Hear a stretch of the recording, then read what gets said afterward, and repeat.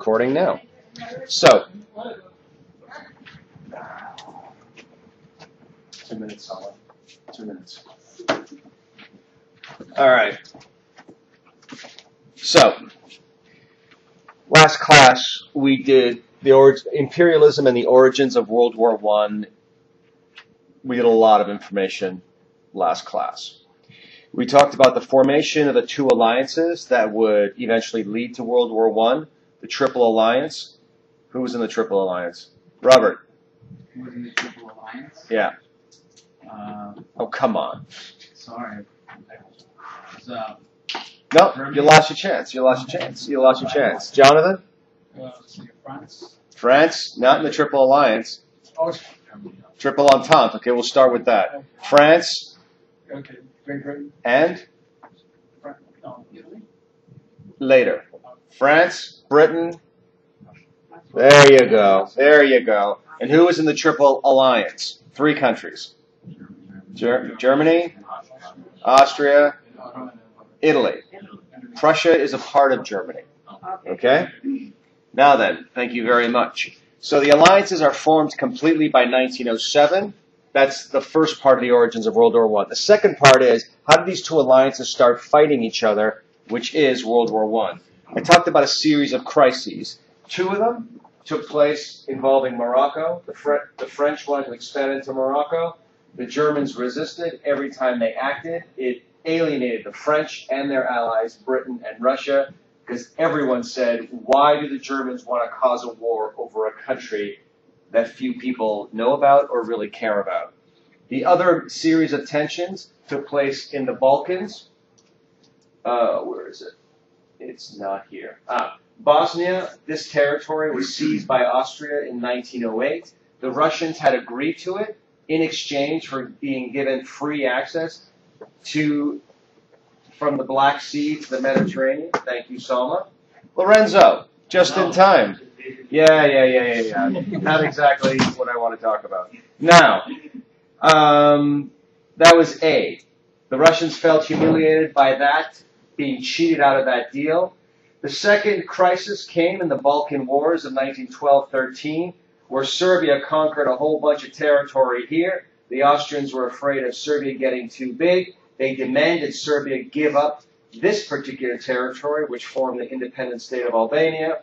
The Russians did not back their ally Serbia because they were afraid of having to go to war with Austria and Germany.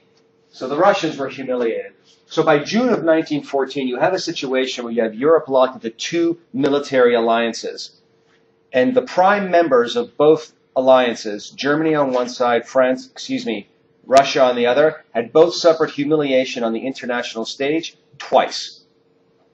Both sides were unwilling to give up in the next international show of force. Nobody wanted to look weak. And then this happened. On June 28, 1914, the Austrian Archduke, the next in line to the Austrian throne of the Austrian-Hungarian Empire, is assassinated by Gavrilo Princip, a Bosnian who was not acting on his own. The Austrians had seized the territory of Bosnia in 1908. Princip and other Bosnian nationalists wanted independence, and their goal was to disrupt the Austrian Empire by executing the next in line to the Austrian throne. Austria, if Princip was acting on his own, none of this would have led to anything other than a tragic event, an assassination of the Archduke Franz Ferdinand and his wife Sophie. But the assassin was trained, funded by members of the Serbian government, and Austria and Serbia were in competition over that southeastern part of Europe, the Balkans. And Russia wasn't alone. They had Russia as an ally. The Austrians were not going to allow Serbia to have a hand in assassinating one of its royal members without teaching them a lesson. But if they attacked Serbia, the Russians would come in, and then you have war. So, before the Russians come in, how do you keep them from coming in? You look to Germany. You make sure that they have your back and almost frighten the Russians from getting involved. So the Austrians, before they go to war with Serbia, reach out to their ally Germany, and they say, if we go to war with Serbia, will we have your unqualified support?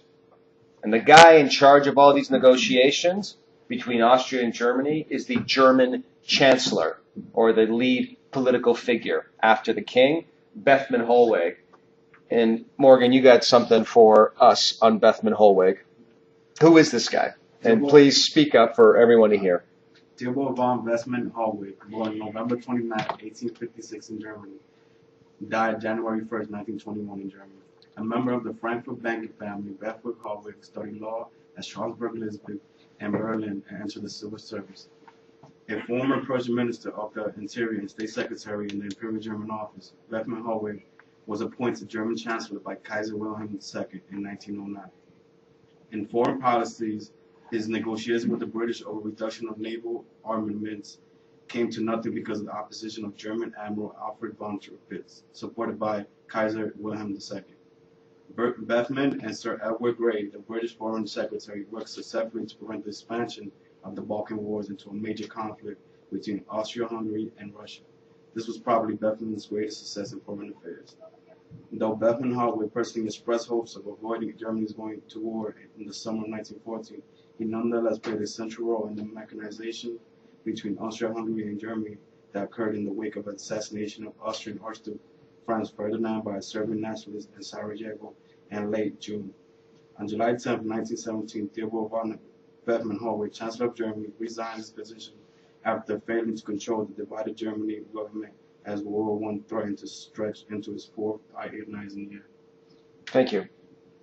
So, while Bethmann Hollweg, the Chancellor of Germany, was very successful at avoiding war, World War in 1912, 1913, the Balkan Wars that I just talked about, where Austria and Russia both had competing interests, he simply did not know how to stop World War I from unfolding, and he was the one that encouraged Austria to be strong, because if you look weak in the face of Serbia, then the Serbians will keep demanding more territory, and then the Austrian Empire will collapse, and then Germany will have no allies left in Europe, and then Germany will be next on the chopping block.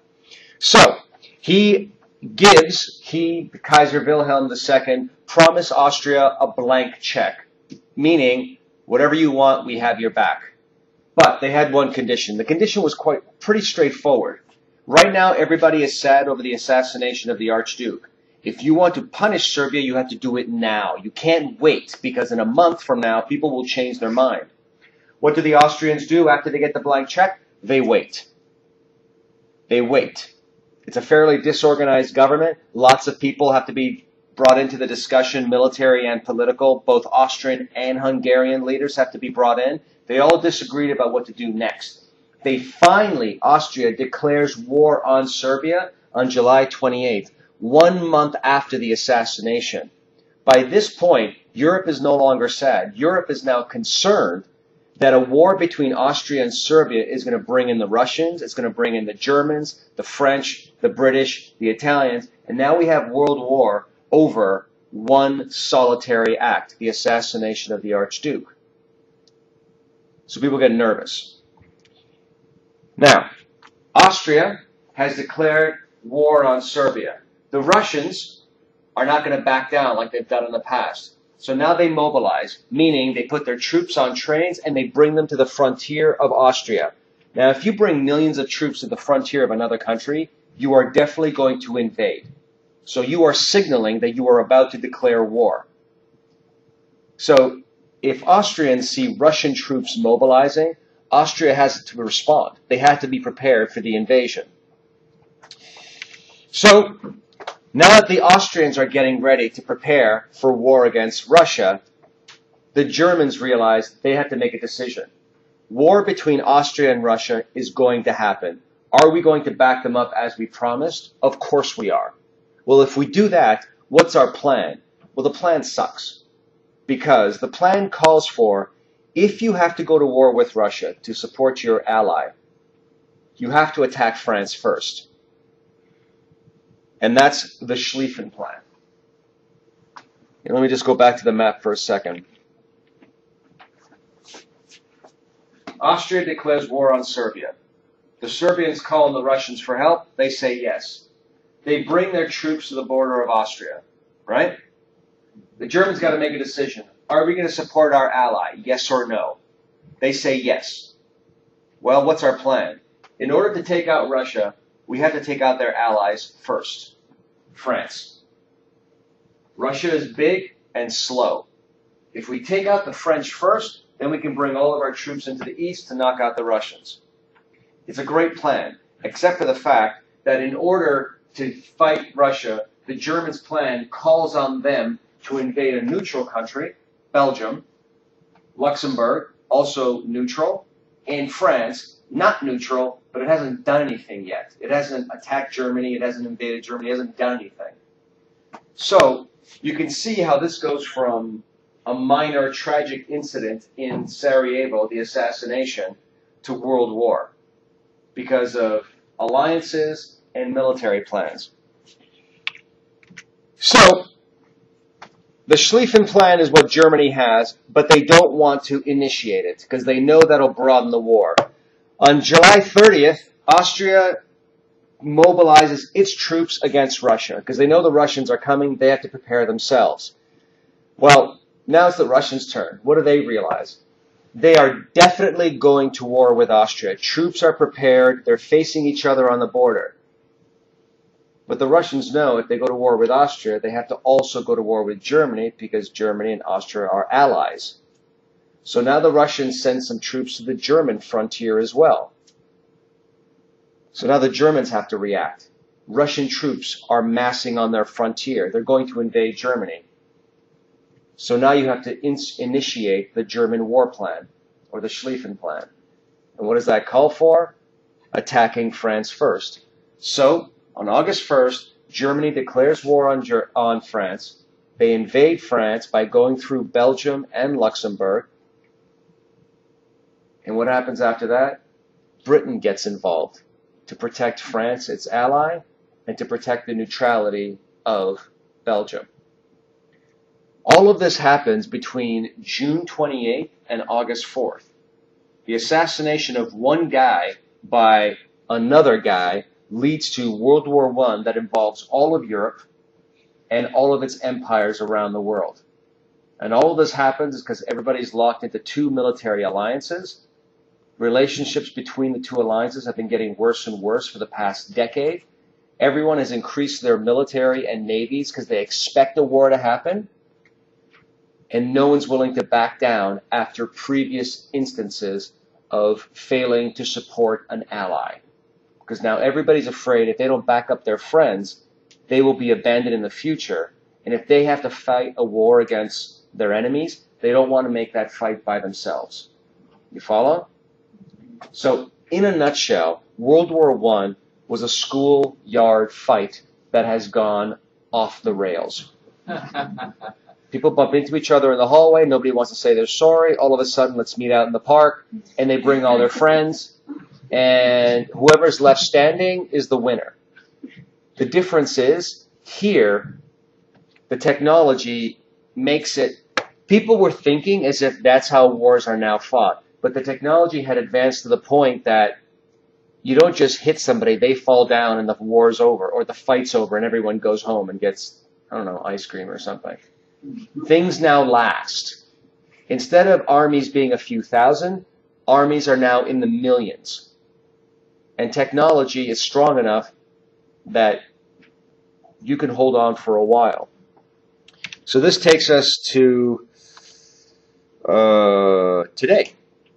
The actual thing that we're doing today. I want to talk about what World War I actually was, this concept of trench warfare, and I got a video to show you what that looks like. I want to talk about how America got sucked into this war and how Russia developed in this war, and then how the war ended. And then I'm going to call on people as we go along. All right. Here we go. So this is the alliance system in 1914, once war began. Germany, Austria, and the Ottoman Empire, first of all, the changes. When the war started, you had the Triple Alliance of Germany, Austria, Italy versus the Triple Entente, Britain, France, and Russia. But things change immediately. Okay? Italy, as you can see, is the same color as France, Britain, Russia, and some other nations. Why? At the beginning of the war, the Italians said, we don't want to fight on behalf of Austria. We were only in this alliance for convenience sake. We have actually less in common with Austria than we do with France and Britain. We're not going to war. So they declare their neutrality. So now it's just Germany and Austria versus Britain, France, and Russia. Eventually the war expands. More nations are brought in because nobody can knock out the other side. And so the only thing you need to remember from this map is the name change. The original Triple Alliance, when Italy drops out and other nations, these purple nations, Bulgaria and the Ottoman Empire, join, they rename themselves the Central Powers. And the name is pretty easy to remember because they're right there in the center, in the middle of Europe. The green nations, the bulk of which were the original Triple Entente, they've renamed themselves simply the Allies. Nice and simple. So in the war, it's the Allies versus the Central Powers because the sides shift a little bit. So when the war broke out in August of 1914, many people greeted it with joy because they thought, finally, after years of tension, we're going to have it out and we're going to see who's left standing and no more tension, right, on the international stage. Everybody expected the war to be over by Christmas because their reading of history pointed to wars being big, glorious, and fast. Napoleon defeated all of his enemies in quick battles that lasted a few days or maybe a couple of weeks. All right? Otto von Bismarck, when his armies unified Germany by conquering the Danes, the Austrians, the French, none of those battles lasted more than a few weeks. So, the understanding was the key to victory in a war is attack. First, with as much power as you can get on the battlefield before your enemy gets organized. Everybody thought this was going to be over by Christmas. Everybody volunteered. Everybody was happy. Everybody thought this was your duty as a citizen. What's the problem?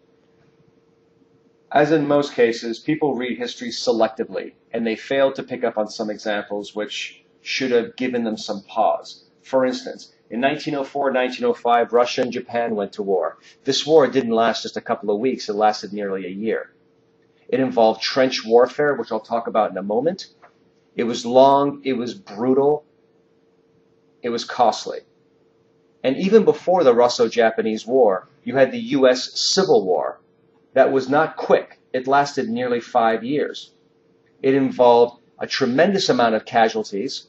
Very little land was exchanged until the very end of the war. It had nothing to do with the battle and the glories of the Napoleonic Wars or the wars of Otto von Bismarck. So why didn't people pay attention to those wars? Modern wars of modern technology. The American Civil War seemed like it was not all that important. It was a small war on the other side of the Atlantic, not important. And the Russo-Japanese War, Japan was considered an inferior race, and Russia was considered one of the least advanced of the European great powers. So how could you possibly learn anything from quote-unquote inferior nations and peoples, right? Yet, the lessons of modern warfare learned there was exactly what happened in World War I. What happened in World War I? Everybody was taught to go on the offense. The generals, the officers in their military academies were taught you must attack first and repeatedly. You must overwhelm the enemy. But the problem was the Industrial Revolution had made the defense stronger than the offense. Because when you're on the offense, you're out and you're running, you're open, you're exposed. You can't aim, you're just running for the opposite side to engage in hand-to-hand combat. You understand what I'm saying? The defense, on the other hand, are waiting for the attack. They're behind trees, boulders, they've dug ditches into the ground to protect themselves, and they can just sit there, aim, and shoot as you're running on them. So think about that. An army is taught to advance, to win, but the defense is now made stronger by technology. For instance, rifles. Rifles used to be muskets, where you would load each individual bullet and fire. Even the most well-trained soldier, and this goes back to the American Civil War in the 1860s, the most well-trained soldier could only fire 3 bullets per minute. And they were only accurate at about 50-odd yards, half a football field. By the time World War I comes along, rifles no longer have to get loaded after every shot. You have magazines, 10, 15, 20 bullets, rapid fire. You don't have to reload. Additionally, rifles are much more accurate to hundreds of yards. So now you can pick off the attacking enemy further away, which means you can get more of them before they get close to you. Secondly, the machine gun. By the time World War I comes along, the machine gun has perfected and put on the battlefield. With a machine gun, you don't even have to aim. You have 400, 500 rounds per minute. You can just spray the opposing forces and knock them down. And they're accurate to a couple of 100, 400 yards as well. Artillery or cannon. Under the time of Napoleon, the big thing with cannon was bring it all together, focus on the enemy, blow them to smithereens. A good idea. Except for the fact that artillery, by the time World War I came along, was accurate to 6 miles away. What does that mean? It means if you're the army that's told to attack, you leave your fortifications and you run in the open against the other side, right? But the defense is able to pick you off from as far away as 6 miles. So every step that you come closer, you're attacked by artillery fire. And as you get closer, you're picked off by rifle fire. And when you get really close, you're mowed down by machine gun fire.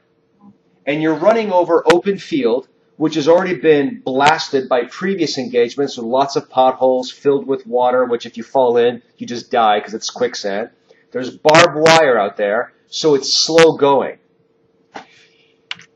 So, the result of all this is major battles, especially on the Western Front and along the Italian front when they joined the war, that involve lots and lots of casualties, but no actual exchange of territory because the defense is too strong to be pushed off. For instance, the Battle of Verdun lasts from February to December 1916. What was the result of this battle? Nothing but dead people.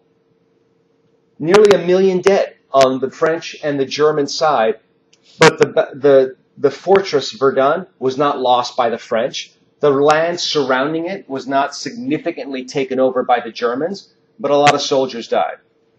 At the same time as the Battle of Verdun, the Battle of the Somme was launched by the British to help out their French allies. What was the result? Same thing. Not much exchange of territory, but also 1 million casualties. So two battles in one theater of the war, in 1 year of the war, has resulted in 2 million casualties. Think about that. And the war went on all over the world on multiple fronts. The Italian front, the Western front, Middle East, Africa, Asia, the Eastern European front, the Atlantic Ocean, the Mediterranean Sea. These are the casualties from just a couple of battles in one part of the war over a few months. So what does this look like? Attack, attack, attack, and then get mowed down for the counterattack. I have a video. And if it works, things will be easy. If not, bear with me. It is working. It's silent at the beginning, then it picks up. So just give it... But first we have to go through the advertisement. Skip it. I have to wait the 2 seconds. All right. Just the first few seconds are silent, then it kicks in. And I'll explain the movie in a moment.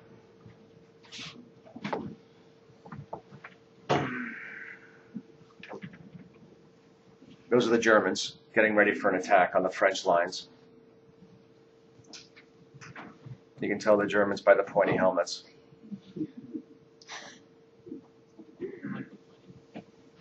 Those are the trenches I referred to.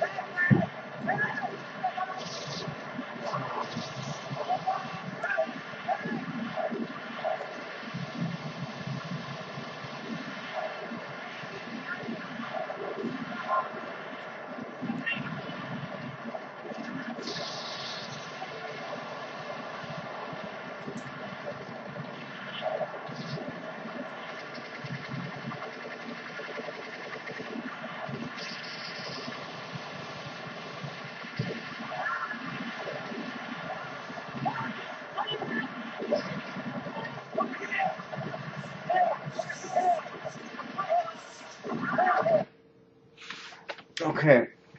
So that was a clip from All Quiet on the Western Front from 1979. It was based on a film done in, is this the one? Nope. Where is it? Yep. It was based on a film and a book done right after World War I. And the book came out right after World War I as a response to the carnage of World War I. It was made into a black and white movie in between World War I and II, and then reissued in 1979 in the version you just saw. It's a fairly good depiction of the futility of attack, counterattack, attack, counterattack. And you saw those long, thin trenches, those ditches that they were in. Those trenches stretched. Those trenches stretched in the west from the coast of France all the way down to Switzerland. They stretched across the Italian front. In the east, on the other hand, not that many trenches because there's so much more territory there and so much room to maneuver. In the east, the Russians scored a few early victories against Austria, but once the German army got involved, they pushed back the Russian troops, which were much less prepared, poorly led, poorly outfitted, and the Germans just gobbled up territory throughout the war. Now, because on the west you have stalemate, no one's advancing at all. On the east, the Russians are falling back, but there's endless territory. You're not going to knock the Russians out because they lose a few battles. Both sides realize this war is going to go on much longer than expected, so they need help. They need allies that provide troops, funding, supplies. So, the Central Powers of Germany and Austria, they reach out to the Ottoman Empire and Bulgaria, both enemies of Russia, as well as Britain and France. The Allies, Britain, France, and Russia, they reach out to the Italians and to the Japanese, and all of these nations have got empires overseas, and so the fighting expands beyond Europe to the colonies. For instance, Britain captures German colonies in Africa very quickly and expands its own empire. Britain also, in going to war with the Ottoman Empire, seizes Palestine, where modern-day Israel is, Syria, and Jordan. They also aid what's known today as Saudi Arabia to rise up in rebellion against the Ottoman Empire. And the classic movie on this front is called Lawrence of Arabia. It's a long movie. It's one of these classic history war movies that I strongly recommend, but make sure you have about 3 hours to watch this thing. Britain also captures Mesopotamia, modern-day Iraq, and in the Far East, Japan takes over all of Germany's islands and colonies. Now, starts here, the war, spans through Africa, the Far East. There is fighting in the Atlantic Ocean, in the North Sea, and even fighting along the coast of South America between German and British naval forces. So, how do the Americans and the Russians fare in this world? How does America get in it? And what happens to Russia in this war that is so consequential? First off, let me talk about navies. Last class, Anetti was talking about the Grand Admiral Tirpitz, the guy who built up the modern German Navy. The British were threatened by a strong German Navy, which was so close to their homeland, because Britain is an island. It can only survive by having control of the waterways around its island and protecting its naval-borne trade. Now, when the war broke out, there was only one major naval engagement between the British and the Germans, the Battle of Jutland, Jutland. It's off the coast of Denmark, excuse me. It was an inconclusive battle, but the Germans very quickly realized that if they fought battleship versus battleship against the British, they would lose. So they brought the fleet back home and kept it at port for the rest of the war. Britain set up a blockade of the German coast, making sure that nobody could trade with Germany by water, trying to starve the Germans into submissions. How did the Germans respond? Submarines. Submarines are cheap to build.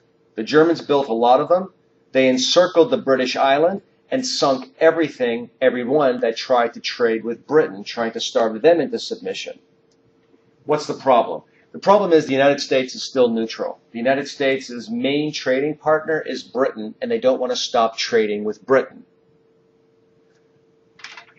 The Germans sink the Lusitania in 1915. It is a passenger ship which contains hundreds of Americans.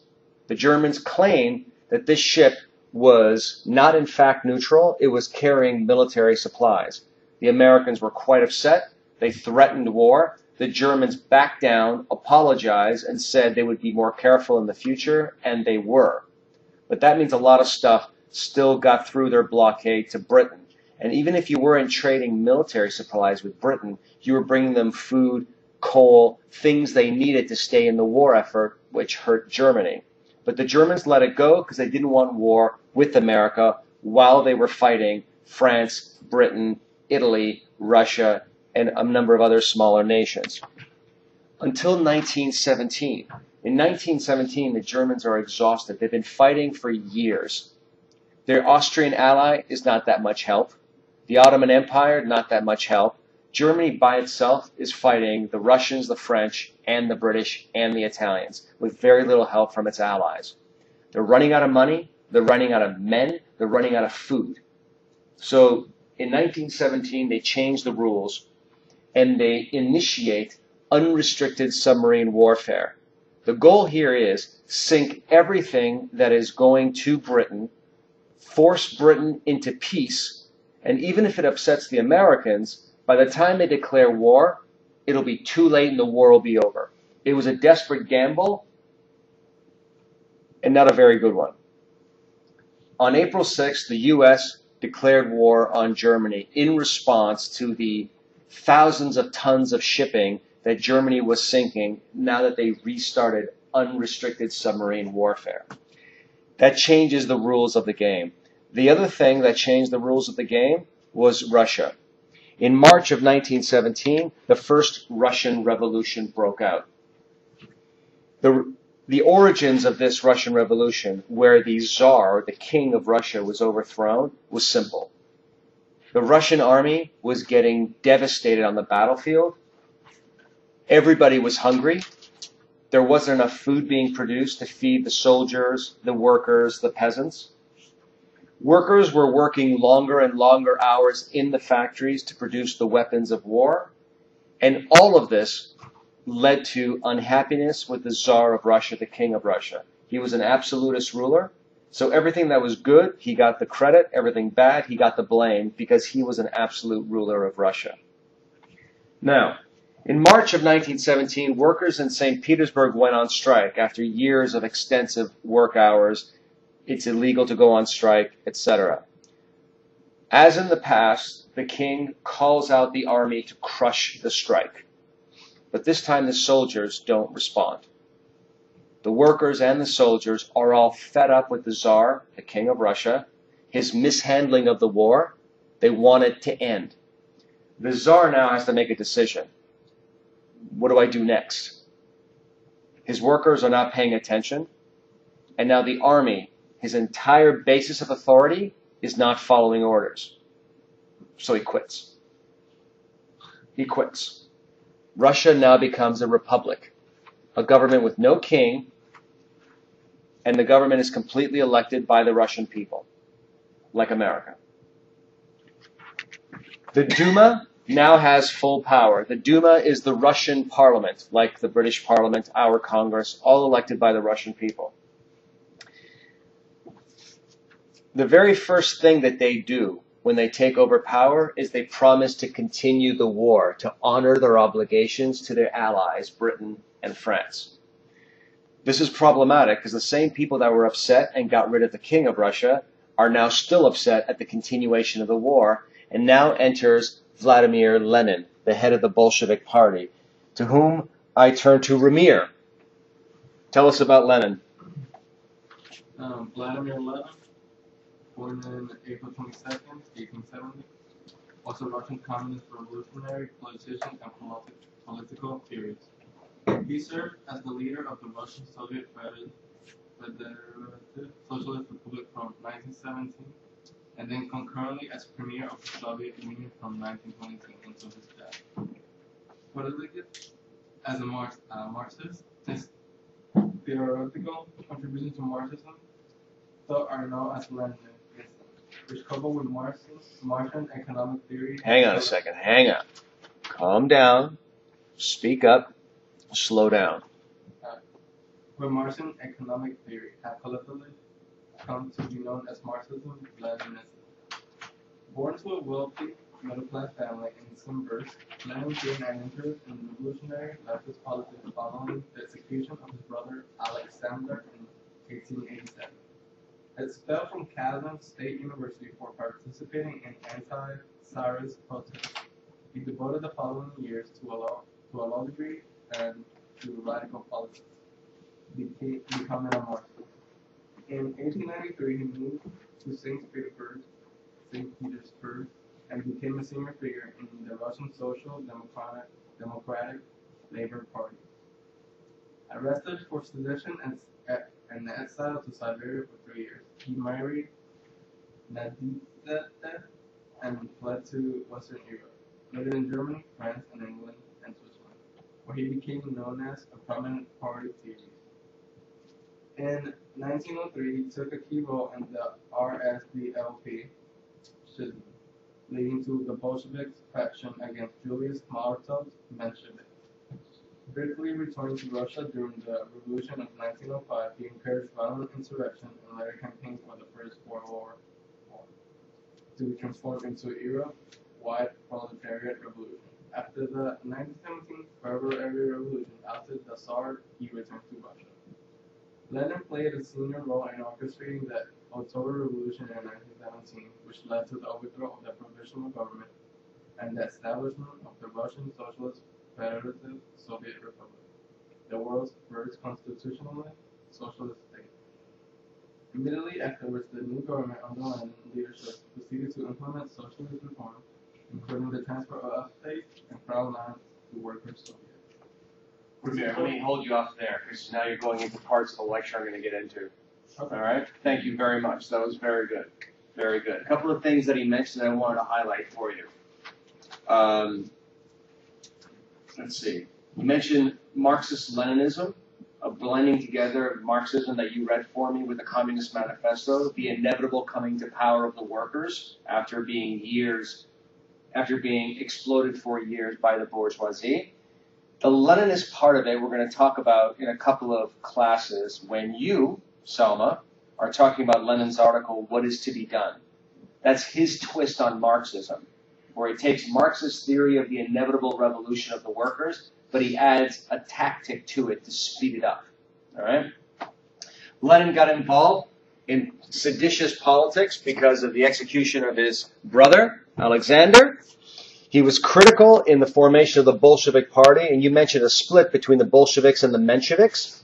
The Russian Social Democratic Party used to be unified, but in early 20th century, there was one group that wanted to work towards peaceful reform, the Mensheviks, and a group that wanted violent reform, revolution, or the Bolsheviks. They're the ones that took power on November 6, 1917, when the Bolsheviks seized power. Now, these are some of the things that they put into place by turning communism into political practice. They nationalize the land, which means the state takes over all property. There's no more private property, and they distribute it amongst the peasants, one of the groups that supported them coming to power. The workers are put in charge of factories. The bourgeoisie are stripped of their authority. The state takes over all the banks, controls all the income. All political parties are abolished within months. The only legal party allowed is the Bolshevik Party. And the Duma is also shut down after a while as well. Very quickly, the Bolsheviks establish a dictatorship, crushing all political opposition. And they pull Russia out of the war immediately. And the way Lenin did so was by simply telling his soldiers, stop fighting, come home. Of course, the German armies followed them and kept gobbling up territory. Eventually, a treaty was signed that ended the war in Russia. Thereafter, Russia is not involved in European events for the next couple of years, in war events, because they had their own civil war between the Bolsheviks and their enemies. The Red Army of the Bolsheviks and the Army of the Whites, or the White Russians, the anti-Bolsheviks. So how did this war come to an end? With Russia knocked out of the war, yeah. I'm sorry, Professor. That's okay. I think it's important to mention that the White Armies were funded by the United States, Britain, and France. these capitalist powers wanted the failure of the October Revolution and the new revolutionary government.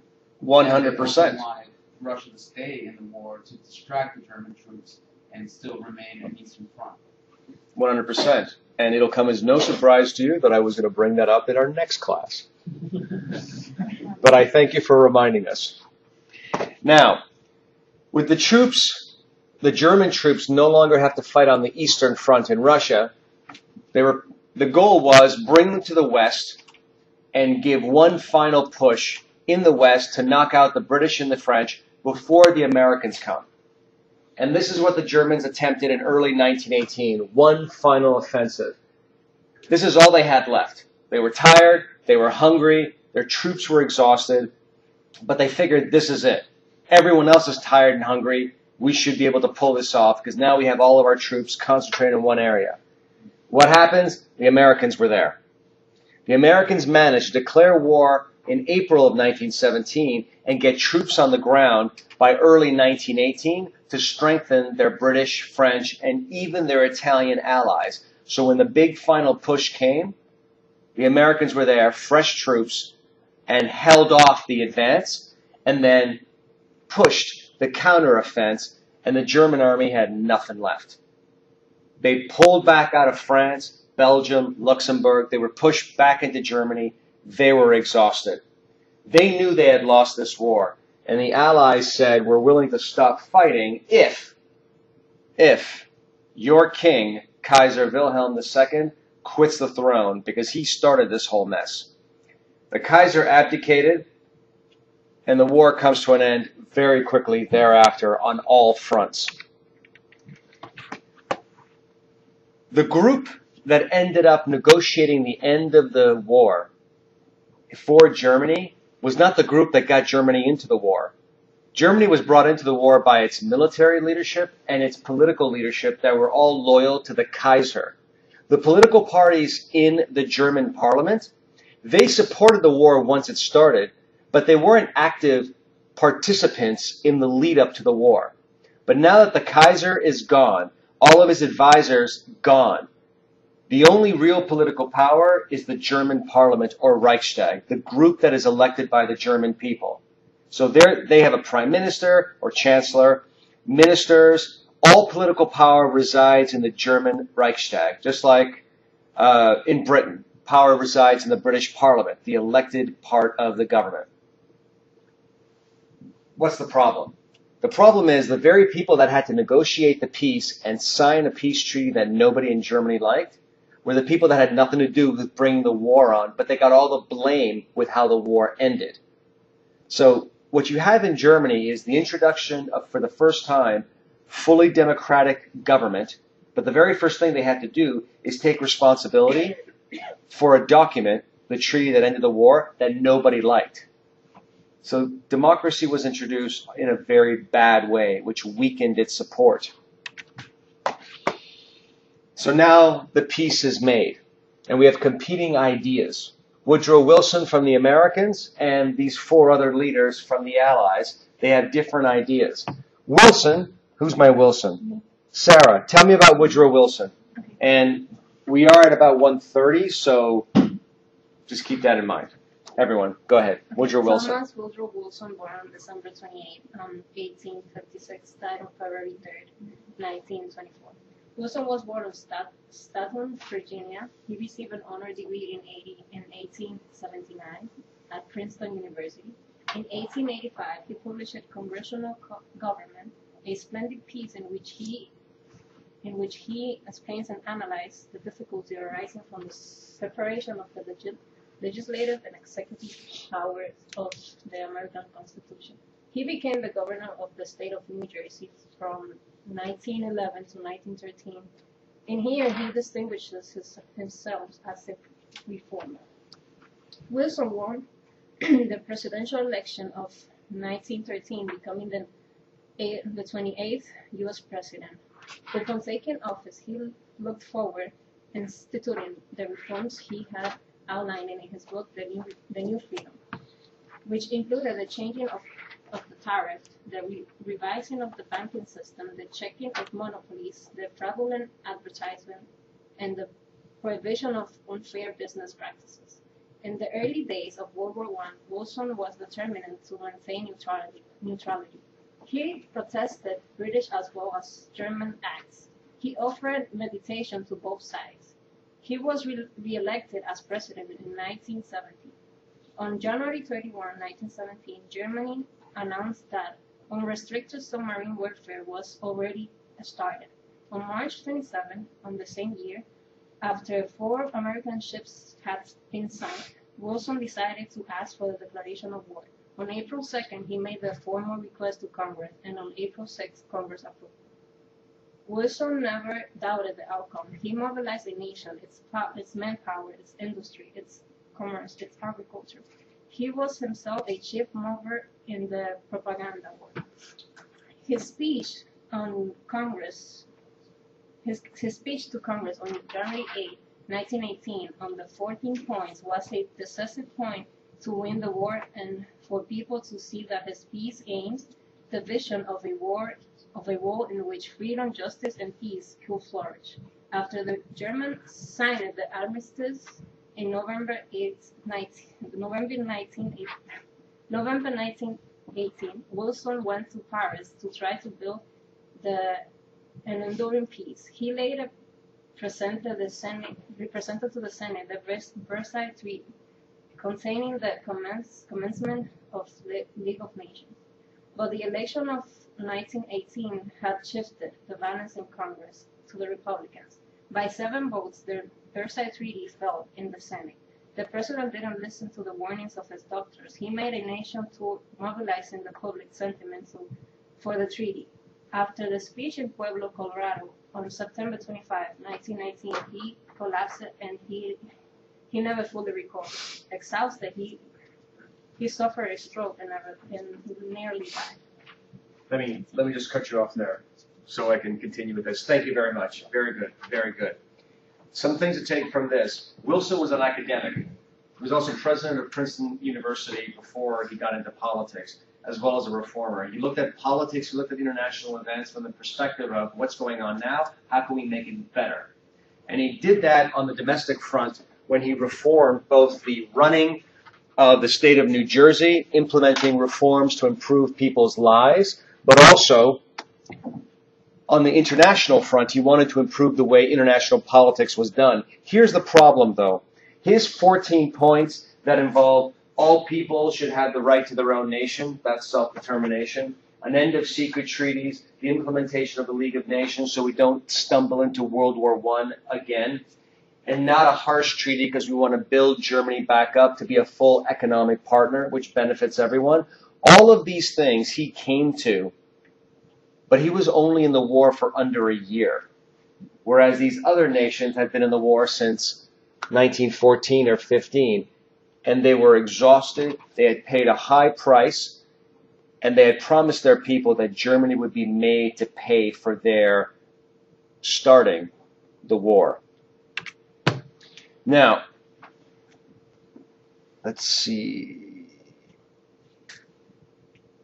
Josier, talk to me about the Treaty of Versailles, which was ultimately negotiated with Germany, and they signed it, and nobody liked.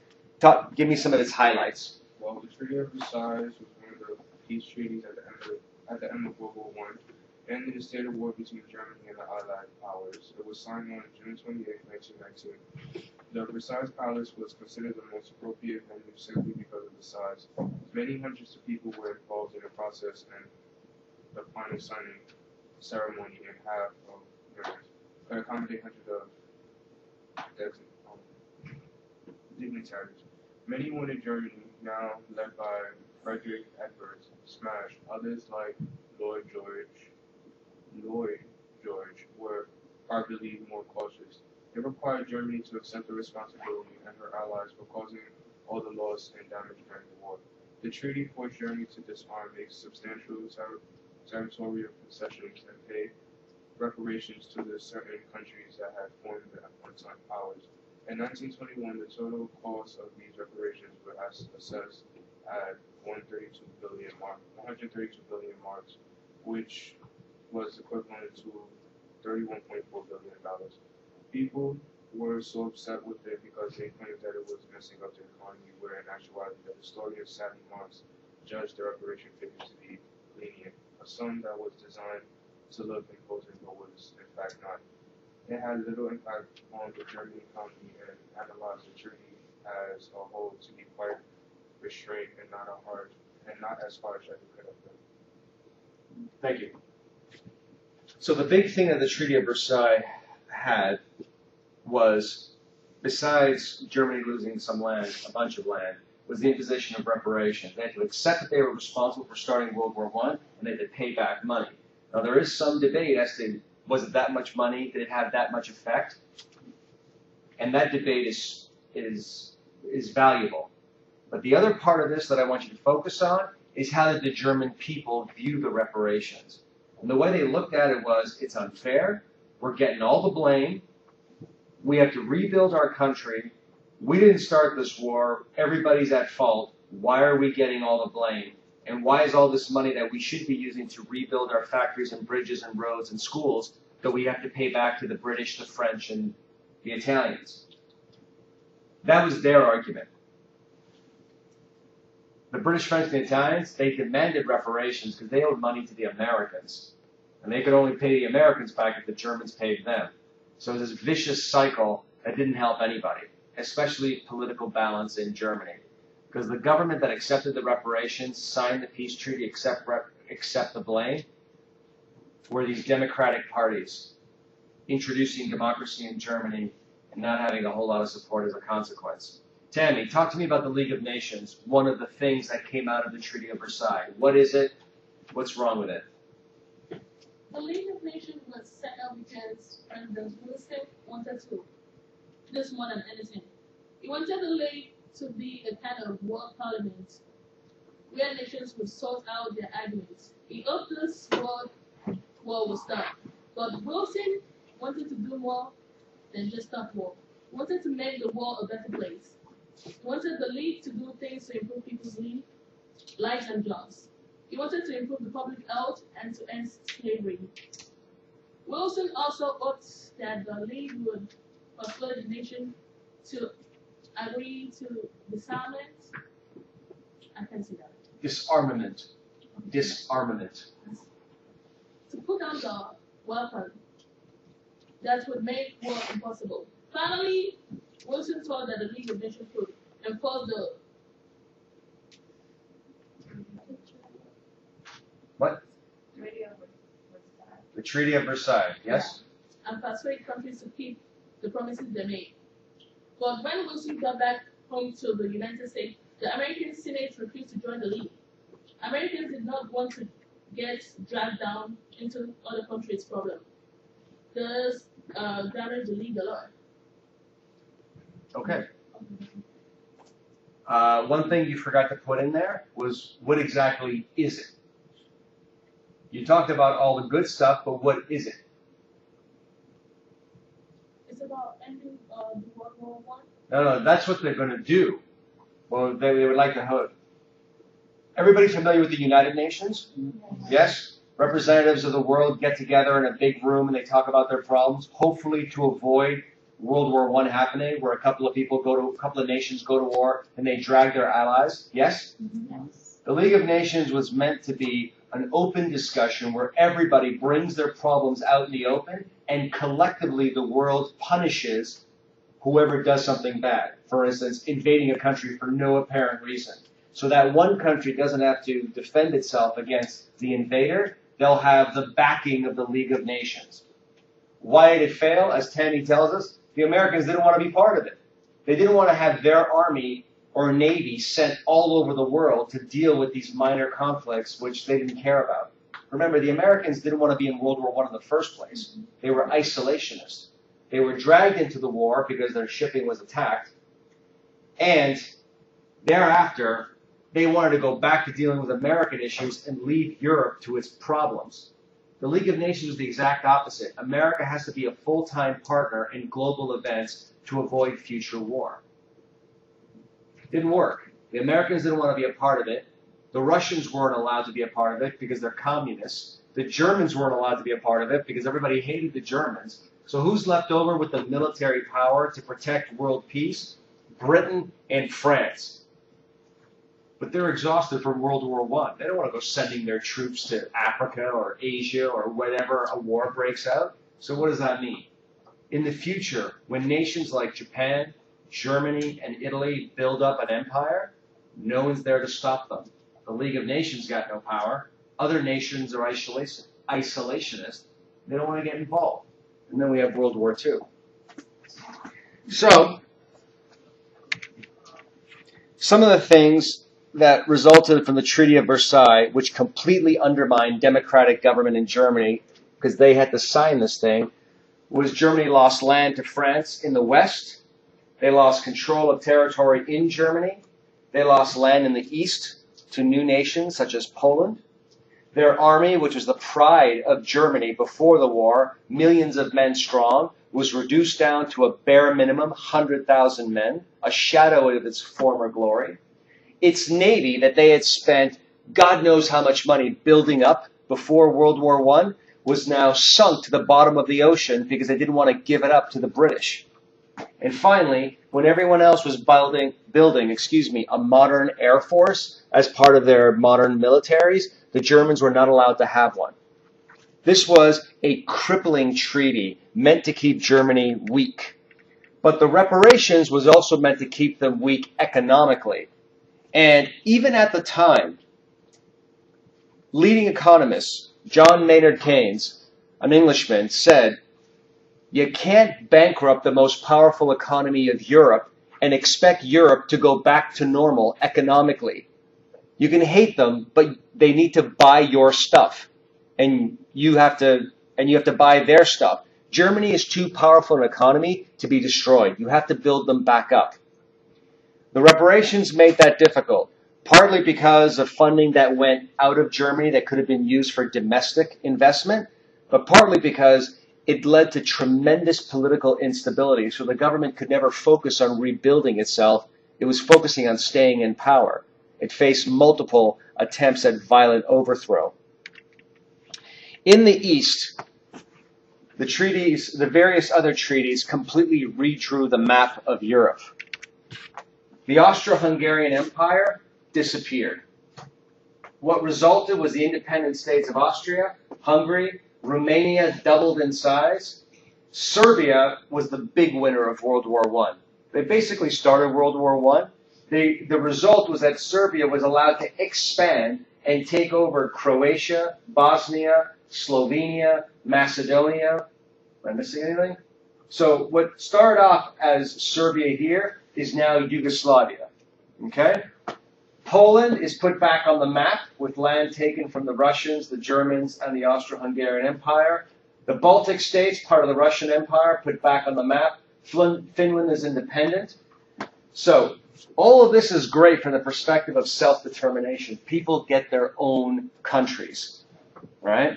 But the problem is all these new nations are weak. Austria, Hungary, Czechoslovakia, Poland are weak. And when Germany rebuilds after World War I and they expand their frontiers, nobody can stop them in the East. And by the time people do try and stop the Germans in World War II, they're far too strong, far more ahead of the game than anybody else, and it takes a cataclysmic World War II to bring their power to an end. So, World War I was meant to be the war to end all wars. All it did was set up all the problems that would lead us to World War II. And so for next class, let's discuss exactly who started this mess. You've got the readings of Taking Sides online. Due in class this Wednesday. I will post this lecture today, and you will have access to it. Thank you.